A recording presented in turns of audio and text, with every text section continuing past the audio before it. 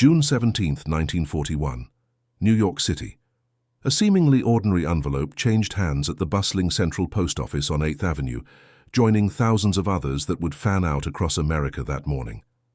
The letter, addressed to a Señor Armando Rodriguez in Buenos Aires, contained what appeared to be innocent family correspondence, but Postal Inspector Theodore Reeves noticed something unusual about the handwriting.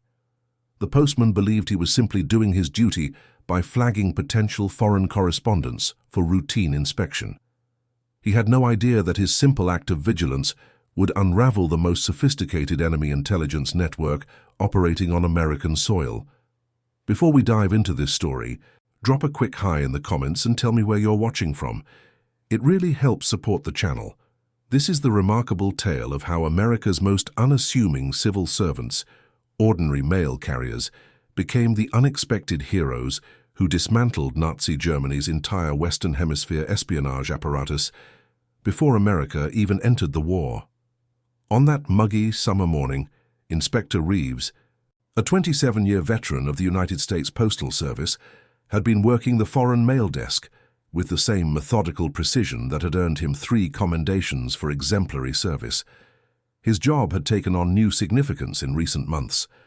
With war raging across Europe and the Atlantic increasingly dangerous, communication channels had narrowed.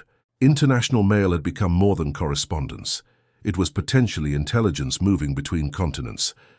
"I've seen enough handwriting in my time to know when something's off," Reeves later wrote in his personal memoirs. This letter had the careful lettering of someone trying too hard to look casual. The way the address was written, it was like watching someone trying not to limp when they had a pebble in their shoe. The envelope was unremarkable. Plain white stationery with a return address for William Thompson in Brooklyn. But something in Reeves's trained intuition made him set it aside for further inspection. Under Executive Order 8839, signed by President Roosevelt in 1940, the Office of Censorship had authority to examine international mail for potential security threats. When the letter was carefully opened in the secure examination room at the back of the postal facility, what initially appeared to be a mundane family update revealed something extraordinary under closer inspection. Between innocuous lines about American weather and baseball scores were seemingly random ink smudges and watermarks. To most eyes, they would appear as printing defects, but to a trained cryptographer, they formed a sophisticated steganographic code. Lieutenant Commander Kenneth Knowles sat behind his cluttered desk at the Office of Naval Intelligence in Washington, D.C., when the telephone rang that afternoon. A career naval officer who had transitioned to intelligence work after an injury left him unfit for sea duty. Knowles had been tracking suspicious communications for months. "We've got something unusual from New York Postal," said the voice on the other end. "They're sending it by special courier, arrived within the hour." The letter that had caught Reeves's attention now lay on Knowles's desk. Under specialized lighting, invisible ink markings became visible. Coordinates, shipping schedules, and detailed descriptions of military cargo bound for Britain. This wasn't just espionage. It was active intelligence gathering that could directly endanger American supply efforts and cost Allied lives. "Get me J. Edgar Hoover's office," Knowles instructed his secretary, "and contact Army Intelligence. We need everyone on this immediately." What followed was not the expected dramatic raid or arrest. Instead, American counterintelligence made a bold decision that would revolutionize counter-espionage tactics. The letter would be delivered, but not before being carefully altered. "The key is not to catch one spy," FBI Director J. Edgar Hoover reportedly told the assembled intelligence officers. "The key is to catch them all, and to do that, we need to let them believe they're succeeding." Thus began Operation Pastmaster, one of the most successful counterintelligence operations in American history, and one that remained classified until 1976.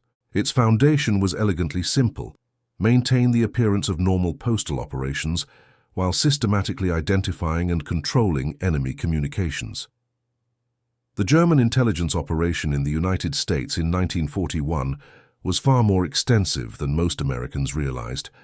Even before the United States officially entered World War II, the Abwehr, Nazi Germany's military intelligence organization, had established an extensive network of agents across North and South America.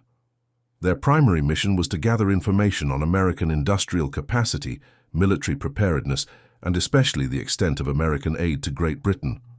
Colonel Franz von Ringelheim, the Abwehr's chief of American operations, had established a sophisticated system utilizing diplomatic pouches, commercial shipping, and most importantly, the neutral mail services of countries like Argentina, Spain, and Portugal. His agents, many of them German Americans with impeccable cover identities, sent seemingly innocent letters through regular postal channels.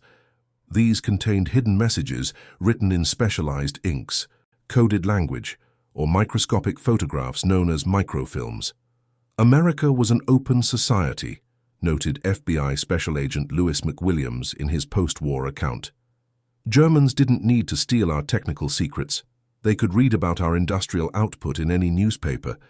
What they needed was shipping information, production schedules, and military movements, and our postal system was their highway. The American counterintelligence response became a masterclass in deception. Rather than shutting down the German network, they decided to control it. Postal inspectors were quietly trained to identify suspicious correspondence. Identified letters were carefully opened, their contents photographed and analyzed, and then, most crucially, altered in subtle but significant ways before being returned to the mail stream. Samuel Denton, a mild-mannered postal clerk from Philadelphia, found himself transferred to a specialized unit operating out of a secured floor in the main Philadelphia post office. His new colleagues included linguists, chemists, and photography experts, an unlikely assembly of talents united by the secret war unfolding through America's mailboxes. "I thought I'd be sorting letters until retirement," Denton later recalled. "Suddenly, I was working alongside a former university professor who could speak 7 languages and a woman who had been a portrait photographer before the war. Our job was to ensure that enemy communications continued flowing, just not with the information they intended to send. The specialized unit developed remarkable techniques. They learned to replicate handwriting with such precision that even the letter's original authors couldn't detect alterations. They mastered the chemistry of invisible inks and developed methods to reveal hidden messages without triggering the telltale discoloration that would alert Axis handlers that their communications had been compromised. One of the most effective methods involved subtle alterations to numbers. A shipping manifest showing 100 tanks might be changed to 60. Troop movement dates would be adjusted by 48 hours. Harbor depths would be reduced by several feet, enough to create planning hazards without arousing suspicion. The cumulative effect of these changes was devastating to German intelligence assessments. "It wasn't about feeding them obvious lies," explained Catherine Worthington, one of the few female analysts assigned to the program. "It was about creating a pattern of small inaccuracies that would undermine their entire analytical framework. If you tell someone the sky is green, they'll know you're lying. But if you consistently tell them it's a slightly different shade of blue than it actually is, they'll make fundamentally flawed decisions without realizing why." The operation expanded rapidly as more enemy communications were identified. Each intercepted letter provided new information, sender patterns, drop locations, code phrases, and most importantly, new agent identities. Within 6 months, American intelligence had mapped nearly the entire German espionage network operating in the Western Hemisphere. Herbert Müller had lived in Baltimore since 1936, establishing himself as a respectable import-export businessman. His neighbors knew him as a quiet, hard-working immigrant who had escaped the troubles in Europe. What they didn't know was that Müller, whose real name was Heinrich Müller, was one of the Abwehr's most productive agents, responsible for tracking Allied shipping along the eastern seaboard. Müller's technique was simple but effective. He cultivated relationships with dock workers, shipping clerks, and customs officials, gathering seemingly innocuous information through casual conversations. He compiled this intelligence into detailed reports, which he sent through the mail to commercial addresses in Argentina, where German diplomats would collect them for transmission to Berlin. "The Americans are so open, so trusting," Müller wrote in a personal letter to his handler that was later captured. "They speak freely about their work, their factories, their ships. They see no harm in mentioning that a vessel is leaving on Tuesday instead of Wednesday. They do not realize that such small details, when collected and analyzed, create a complete picture. Muller's reports had been instrumental in several successful U-boat attacks on Allied shipping in early 1941, but by summer of that year, his communications had been identified by postal inspectors. Rather than arresting him, which would have alerted the German intelligence service that their network had been compromised, American counterintelligence began systematically altering his letters. The shipping schedules Mueller so carefully compiled were subtly changed. Cargo manifests were modified, weather conditions were misrepresented. Mueller continued his work, unaware that the information reaching German submarine commanders through his efforts was now worse than useless. It was deliberately misleading. We had the extraordinary satisfaction, FBI Special Agent Thomas Folsom later recalled, of watching Mueller rush to the post office every Tuesday afternoon, knowing that he was becoming one of our most valuable assets, though certainly not in the way he intended. Meanwhile, the postmen continued their daily rounds, now with an added layer of significance. Regular mail carriers became the front line in this invisible war, trained to notice patterns and anomalies in their delivery routes. Frank Donovan had delivered mail in the same Boston neighborhood for 14 years. He knew every family, every business, and the usual patterns of correspondence. When he noticed that the small import business on Hanover Street had begun receiving an unusual volume of mail from South America, he mentioned it to his supervisor, who passed the information to the appropriate authorities. "I never thought of myself as doing anything special," Donovan said years later. "I was just doing my job, paying attention to my route, but my supervisor told me that observation helped identify a major drop point, made me look at my mailbag differently after that." The scope of Operation Pastmaster expanded beyond simply altering enemy communications. American intelligence began inserting their own fabricated letters into the mail stream, creating fictional agents reporting to German handlers. These ghost agents established credentials by providing some accurate but non-critical information, then gradually introduced strategic misinformation. Lieutenant James Ellsworth, a naval intelligence officer assigned to the program, created an entire fictional network of informants supposedly operating in Norfolk, Virginia, a critical naval base. His fabricated reports included just enough verifiable details about visible ship movements to establish credibility, while systematically misrepresenting fleet readiness, repair schedules, and deployment plans. The artistry was in the details, Ellsworth explained in a 1967 interview after the operation had been declassified. "We created personalities for these fictional agents. One was supposedly a disgruntled naval supply clerk with gambling debts. Another was a civilian dock worker with communist sympathies. We gave them backgrounds, habits, even personality quirks that would appear in their reporting style. The Germans came to trust these completely fictional sources. As 1941 progressed, the operation revealed something extraordinary. The Germans had established nearly 500 agents across the Americas, with approximately 200 operating within the United States itself. These weren't the saboteurs or commandos of popular imagination, but rather ordinary-seeming men and women who had established deep cover identities years before the war began. Most disturbing to American authorities was the discovery that several agents had secured positions in defense industries, government offices, and even military installations. One agent, identified only as Correspondent 7 in declassified documents, had obtained a clerical position at a Pennsylvania aircraft manufacturing plant, producing critical components for Allied bombers. The level of penetration was alarming, noted Colonel William Donovan, no relation to the Boston Mailmen, who would later head the Office of Strategic Services, America's wartime intelligence agency. But by allowing these networks to continue operating under our supervision, we gained an unprecedented window into Abwehr methods, priorities, and capabilities. The counterintelligence success came with difficult ethical calculations. By allowing German networks to believe they were operating successfully, American authorities were making a calculated decision to permit some accurate information to reach the enemy in order to establish credibility for the false intelligence. It was a constant balancing act, admitted Robert Alesch, who served as the liaison between postal inspectors and military intelligence. Every piece of correspondence required judgment calls about what information could be permitted to pass and what needed to be altered. We were always aware that real lives depended on these decisions.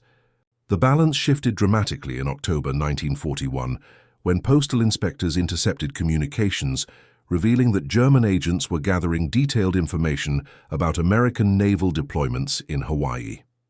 With tensions rising in the Pacific and relations with Japan deteriorating, this intelligence took on new urgency.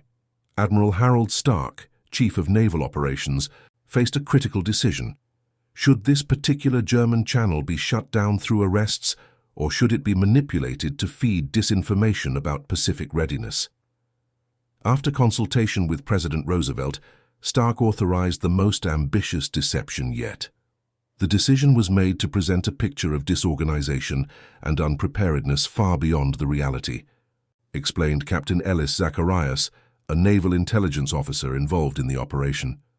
We wanted any reports reaching Tokyo through German channels to reinforce a perception that Pearl Harbor was a soft target, but not so soft as to make an attack seem too easy and therefore suspicious.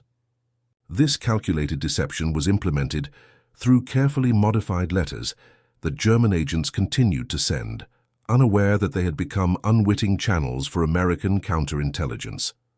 Whether this misinformation influenced Japanese planning for the Pearl Harbor attack remains debated by historians, although post-war interrogation of Japanese intelligence officers suggested they had indeed received contradictory intelligence about American readiness in Hawaii. What is beyond dispute is that by December 7, 1941, when Japanese aircraft appeared over Pearl Harbor, the American counterintelligence operation against German networks was fully mature and remarkably effective. The subsequent declaration of war against the Axis powers changed the calculation. Many identified German agents were now arrested, though some were left in place to maintain the illusion that certain communication channels remained secure. Karl Schroeder had operated a small radio repair shop in Seattle since 1938. His position near naval facilities gave him ample opportunity to overhear sailors discussing ship movements and technical details. As a naturalized citizen who had emigrated from Hamburg in 1930, his German accent raised no particular suspicion in a city with many European immigrants. He was meticulous, observed FBI agent Harold Coleman, who was assigned to monitor Schroeder after his communications were identified. He maintained a detailed log of overheard conversations, ship sightings, and even weather conditions that might affect naval operations. His reports were comprehensive and would have been extremely valuable to German naval intelligence if they had received them as written. But Schroeder's carefully composed letters, sent to a commercial address in Buenos Aires, had been intercepted for months. The information reaching his handlers in Berlin bore only a strategic resemblance to what he had actually reported. American counterintelligence had been using his channel to paint a picture of West Coast naval defenses that was purposefully distorted, exaggerating certain capabilities while understating others. Following Pearl Harbor, the FBI faced pressure to arrest all known German agents immediately. J. Edgar Hoover, however, advocated for a more surgical approach. If we arrest them all at once, we alert the Germans to the full extent of our knowledge, he argued in a meeting with military intelligence officials. Some should be taken into custody immediately, but others are more valuable to us continuing their activities under our supervision. Schroeder was among those left in place. For another 4 months, he continued gathering and transmitting information, unaware that he had become an unwitting double agent. When he was finally arrested in April 1942, his genuine shock at discovering his communications had been compromised for nearly a year was noted by multiple FBI agents present at his interrogation. "How is this possible?" he reportedly asked repeatedly. "My handlers never indicated any suspicion. They continued to pay me. They asked for more specific information about the topics I reported on." What Schroeder couldn't know was that his handlers had been working with compromised information for so long that they had lost the ability to accurately assess its reliability. The entire analytical framework of German intelligence regarding American naval capabilities had been systematically undermined by Operation Pastmaster. The strategic impact of the postal interception program extended far beyond individual agents or specific pieces of intelligence. By controlling the information flowing to German analysts, American counterintelligence had fundamentally distorted the enemy's understanding of American industrial capacity, military readiness, and strategic intentions. Documents captured after the war revealed the extent of this distortion. A German intelligence assessment from February 1942 estimated American aircraft production at approximately 1,000 planes per month, less than half the actual figure. German projections of American shipbuilding capacity were similarly underestimated, leading to strategic miscalculations that would have profound implications as the war progressed. Admiral Karl Dönitz, commander of the German submarine fleet, based his Atlantic deployment strategy partly on intelligence about convoy routes and schedules, information that had been systematically manipulated through intercepted postal communications. The resulting misallocation of submarine resources contributed to the eventual Allied victory in the Battle of the Atlantic.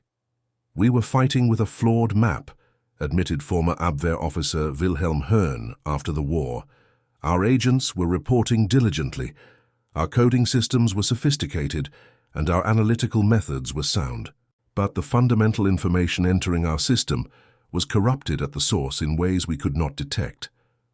The human element of this intelligence battle revealed extraordinary stories of ordinary people thrust into roles of unexpected significance. Postal workers across America, many of whom never knew the full scope of the operation they were supporting, made critical contributions through their attention to detail and commitment to duty. Eliza Harrington worked as a mail sorter in Chicago's Central Post Office. A widow whose son was serving in the Army, she approached her job with meticulous care. When she noticed that certain international business correspondences showed subtle differences in paper quality compared to others from the same supposed sources, she flagged them for inspection. "I just knew something wasn't right," she later recalled. "The paper felt different between my fingers, though it looked the same to the eye. After 30 years sorting mail, your hands know things your eyes don't." Her observation identified a new channel of communication being used by German intelligence, commercial correspondence hidden among legitimate business mail. This discovery allowed American counterintelligence to expand their control over enemy communications even further. The dedication of these postal workers came with personal costs. Many worked extended hours under conditions of absolute secrecy, unable to share the nature or significance of their work, even with immediate family. Some, like Theodore Reeves, whose initial identification of suspicious correspondence had helped launch the operation, struggled with the knowledge that German agents they had identified remained free as part of the broader counterintelligence strategy. It wasn't easy knowing that the man whose letters I'd identified was still walking around free, still gathering information. Reeves wrote in his unpublished memoirs, "My own nephew was on a destroyer in the Atlantic, at risk from the very U-boats this network was supporting, but I understood the bigger picture. Sometimes you have to let the small fish swim to catch the whole school." As the war progressed, the postal operation evolved.